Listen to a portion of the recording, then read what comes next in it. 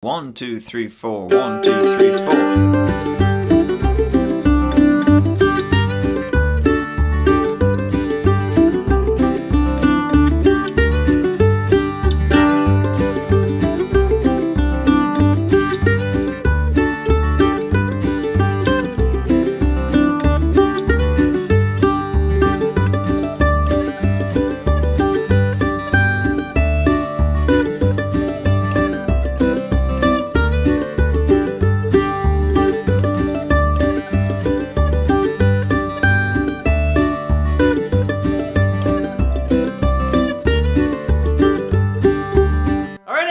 Mandolin land, Mike Heading here, coming today with the classic old-time song, Shove the Pig's Foot a Little Bit Further into the Fire. I believe pig's foot is a blacksmith tool, so that's where the name comes from. Shove the pig's foot a little further into the fire. In the key of G. My favorite version is the Bruce Molsky and Big Hoedown version, so definitely check that one out. Some great playing on that record. This song is more done in the old-time tradition rather than bluegrass. Some people kind of consider bluegrass and old-time the same thing, quote-unquote. But when you really get into the details, they're actually pretty different. How you interpret the melody, the rhythm is different. A lot of how you create variations is different. So there actually is quite a bit of difference between old time and bluegrass music. But this song you can play in either style. But this one we're going to kind of do more old time. Kind of trying to mimic some of those fiddle lines on the mandolin. Mimic how they use the bow to create longer notes. We're going to break that down in this lesson. We're going to play the A part and the B part, again, staying pretty close to the melody like they do in old time. Maybe just throw in one or two very subtle variations. But we're going to do some more variations with using drone strings. That's what we're going to talk about kind of after we learn the basic melody, is how to spice it up, how to add more sound with, again, using drone strings like they would in old time music. I'll break down the A part and the B part just as I played at the beginning, show you all the left hand and right hand things you need to play the song. And then in the backup section, we'll do kind of some more old-time backup. So less kind of bluegrass chopping and more like how you might do it with old-time kind of mandolin strumming. We'll break that down as well. All right, here's Shove the Pig's Foot a Little Further into the Fire in the key of G. Let's start breaking it down. Here we go. All right, let's start breaking down this opening melody to Shove the Pig's Foot a Little Further into the Fire. So this melody has a series of phrases. So let's play like the first 5 measures. That'll kind of be like the opening phrase. Then we'll break it down. Here we go. Do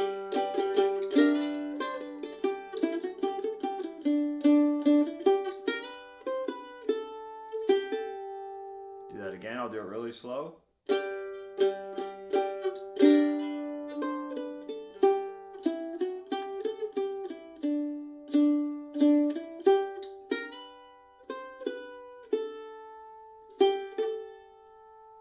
Okay, so measure 1's just going to kind of set the rhythm. The pickup will actually start on beat 4, but I'm just going to do these kind of like what would be called taters or potatoes, where we're just kind of setting the rhythm. It's kind of the equivalent of like a drummer clicking their sticks before the song starts.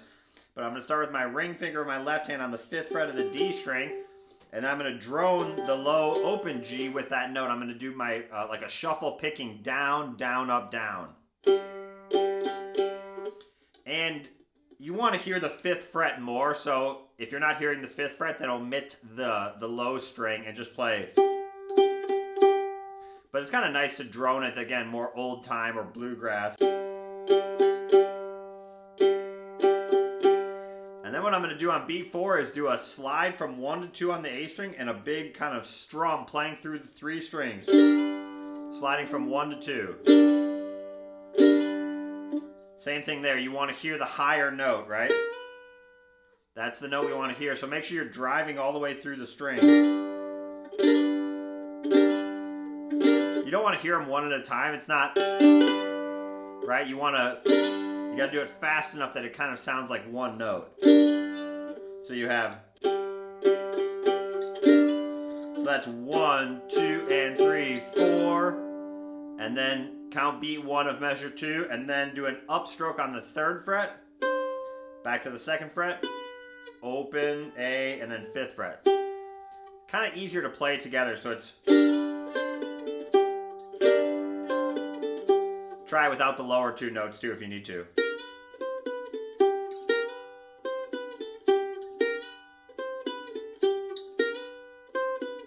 So So I'm doing down, up, down. I would follow the pick direction below the tab. The staple looking symbols are the downstrokes, the V's are the upstrokes. So we have, again, without the lower two notes. That's what we want to hear, but again, with that big strum, it kind of sounds nice. And then we're going to go 2, 4 on the D string, 2nd fret, 4th fret, down, up, and then a little response lick. And I'm going to use my pinky here. I'm going to go 5, 7, 5, 2, open on the D string.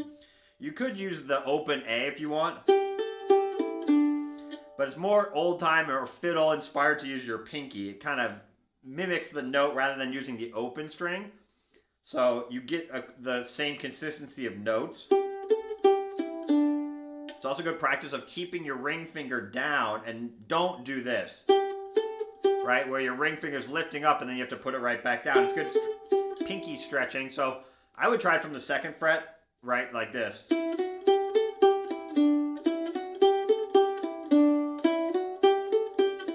And if you're having trouble with that, you can try with the open string too. But it doesn't sound quite as good because then the open A string rings out. It's more like fiddle inspired to do it this way. So let's put that together. So we have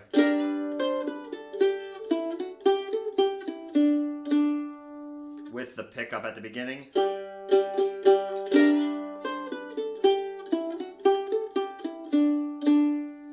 And then another response lick, open 2, 5 on the D string. So 1 and 2, and then a 1, 2 slide. You could do the big strum if you wanted to. And then upstroke on the 3rd fret, back to that 2nd fret, open. Same thing there. Don't lift your index finger up. It'll feel like a small thing, but it's going to make a big difference when you start playing it faster. So you have.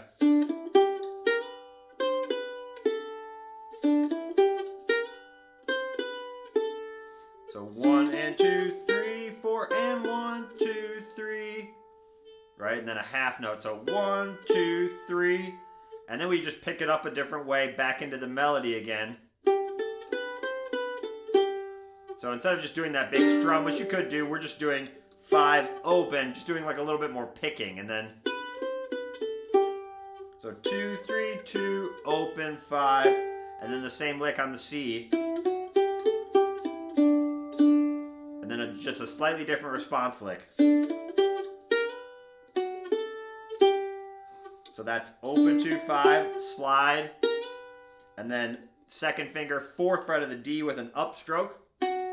Open A, and then 5th fret. You could do the 7th fret as well, but I like using the open A there. So you have or. So not too hard. That's the A part. So we have.